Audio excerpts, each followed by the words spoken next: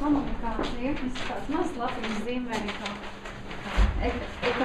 ekonomēt papīru. Tātad pusdienas ar vadību, arī tur vienā no grupām bija uzsvērts šis punktiņš, jā, tātad, tad, kad mēs kaut ko būtu tikai sapulce, tad diez vai kāds atklātos tur, pat sāktu runāt ar vadību un tā tālāk un tā joprojām ēdot, jā, kādreiz mēs komunicējam daudz labāk, varbūt tās un tā tālāk.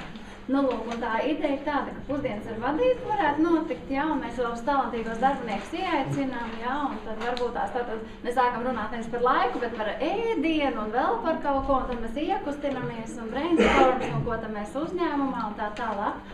Un mans jautājums būtu, kā notiek citos uzņēmumos vai pieredze.